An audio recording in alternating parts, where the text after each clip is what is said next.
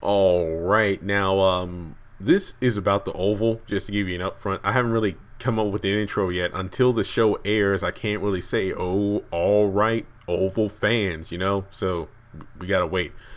But I have seen several comments on Instagram and Instagram posts I've made as well as YouTube, and I just wanted to kind of speak my 2 cents on the topic. And this isn't about calling people out because I've just seen a number of people comment this, and some people have wanted to get my 2 cents in regards to, well, why isn't Tyler Perry giving us a black president in the Oval? I mean, is it really that important? I I think wow. Okay, let me do my little disclaimer first. First, if you're new to the channel, be sure to hit that subscribe button if you haven't done so already. We are over 91,300 subscribers. We need around 8,700 more to hit 100,000. On top of that, links to my social media, Twitter, Instagram, Facebook page, Facebook group, all that good stuff is in the description below. I'd really appreciate your support, and give this video a thumbs up. And when the video is done, comment your thoughts on your perspective on this situation. Sorry, I had to do it. I'm not sorry because it's how I get my channel out there. But let me just say this much. I think it is an interesting concept to have an interracial couple within the White House in order to kind of shake things up. I just feel like, given the fact that, well, we do have a white president, Donald Trump, in office right now, and I honestly, how many other shows and comedy sketch videos and whatnot aren't doing that, in terms of like Trump impersonations and whatnot. I think where this really stems from is that in the trailers, we actually see Hunter and Victoria Franklin physically assaulting each other. And a lot of people are just mad because it's like, okay, you're promoting domestic violence in these shows now. Not to mention you have a white woman fighting a black woman. I can see the anger behind that. But then also on top of that, a lot of people are calling out. It's like, once again, Tyler Perry writing black women to be angry and deceptive and all this stuff. Like, even the first lady can't escape this kind of persona, the same kind of persona from the plays, movies, TV shows. I get it. And people are already, some people, and I don't want to speak for everyone when I say some, because I was looking at Twitter right before I recorded this video, like I did Tyler Perry, the Oval, Tyler Perry sisters, just to kind of get, just perspectives on what the internet has to say, given the trailers we've seen over the past couple of weeks. And people are already saying, man, BET, I'm losing faith in y'all. It's like Tyler Perry and BET are just giving us, like, the store brand versions of the Scandal with the Oval and Girlfriends with Sisters. Everybody has their perspective, but I can get it, because a lot of people are looking at these shows as what they used to have on TV, but they're no longer available because those shows are, canceled. But like I've said time and time again, I'm giving the show a chance. I mean, I will watch it. Like, trust and believe, I'm like a majority of fans saying I want the haves and the have-nots back, but I am going to support these shows and see what they're like. And just like with Empire, Queen Sugar, David Makes Man, if I watch the first couple episodes, or maybe half the season, whatever situation is, if I don't feel like I'm getting into the series, I'll just stop watching, unless those videos actually bring a lot of traffic to the channel, because it's been kind of slow. But I do feel like the trailer has me excited. Overall, I've seen a lot of, at least within my fan base, in regards to, Facebook and Instagram, I've seen people just saying, hey, the Oval looks like it's fire. It looks like there's going to be a lot of stuff going on, drama. And I agree. I'm actually intrigued to see what's going to happen. What? Throwing chairs, glass, knives, the first lady walking down the hallways of the White House with a sledgehammer. Yeah, I do admit it's a bit much, but I want to see the storytelling. Look, if Tyler Perry can take the usual tropes that he's known for in his movies and work, being the, over the top black woman, if he can tell a compelling story with that, then I can actually get into it. I mean, I can get it. I can get why people are saying what they're saying, but with Tyler Perry especially, if he can give us that haves and have-nots flavor of, giving us, you know, what we're used to seeing from him, but putting it to a good story, because he can actually do a lot with the Oval that I've been begging for him to do with the haves and the have-nots. Character development, character growth, backstory on characters. And remember, the Oval is going to have a adjacent series called Ruthless on BET Plus. Don't know when it's coming out yet.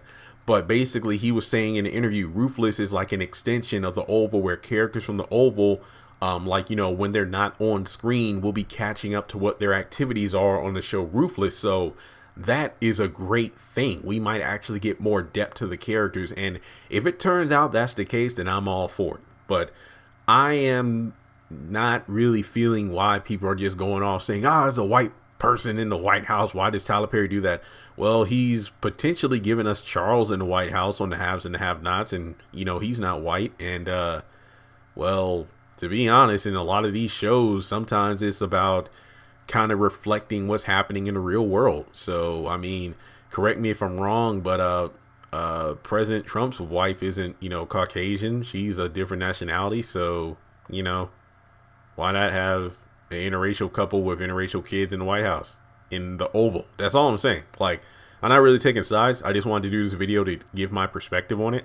You know, don't be quick to dismiss the show. Let's do what I do. Just give it maybe the first 2 to 3 episodes and see if you like it. If you don't, that's all good. Because guess what?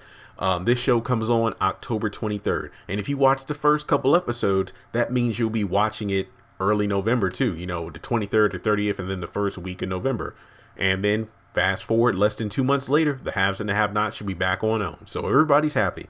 And yeah, so those are my quick thoughts on the Oval in regards to you know, Ed Quinn and Con Moore as the president and first lady. I think it's going to be interesting dynamic to see what the Tyler Perry perspective of an interracial couple within the White House is going to be like. And yeah, like the synopsis said, the Oval tells the story of a family placed in the White House by people of power, while also highlighting the personal side and everyday life of the staff who run the inner workings of the nation's most iconic residence. So that key part of it, the family placed in the White House, was done by people of power. So maybe we'll get an insight as to why the people of power chose an interracial couple to be the president and first lady. Was it a ploy to appeal to the masses, to shake things up? I don't know. We'll just have to wait and see. It's like, you know, George Bush or Michelle Obama kind of thing. I don't know. I really don't know much about the Hunter Franklin character. So I really can't think of what president to compare him to. Or will Tyler Perry just making him like a Frankenstein of personalities? We'll just have to wait and see.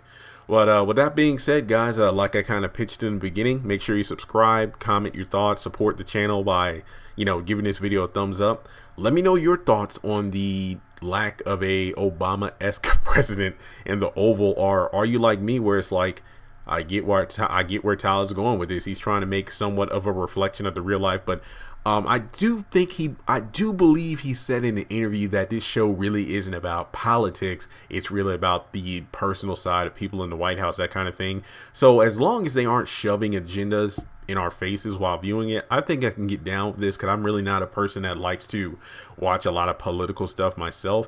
You know, just for a quick example, like the CW. Oh yeah, that's right. This week, the CW, the Arrowverse kicks back up. I think Supergirl comes on tonight, and I remember like falling out of that show during like season 2. Season 1 was actually pretty charming now that I go back and think about it.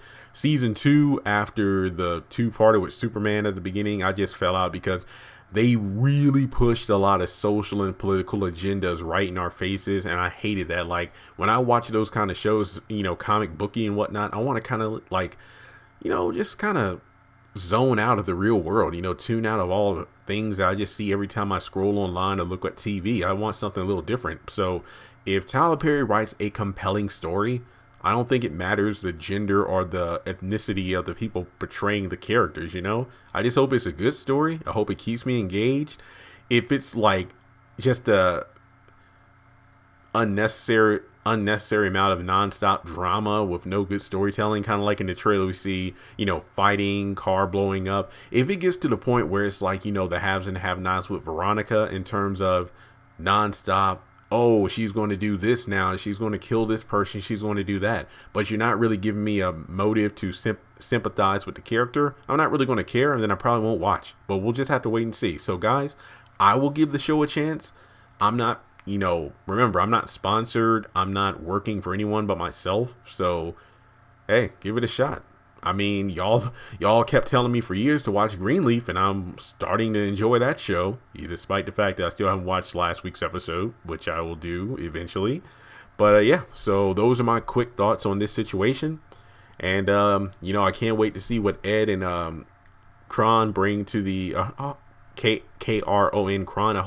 Let me just say Hunt. I can't wait to see what Hunter and Victoria Franklin will bring to the White House.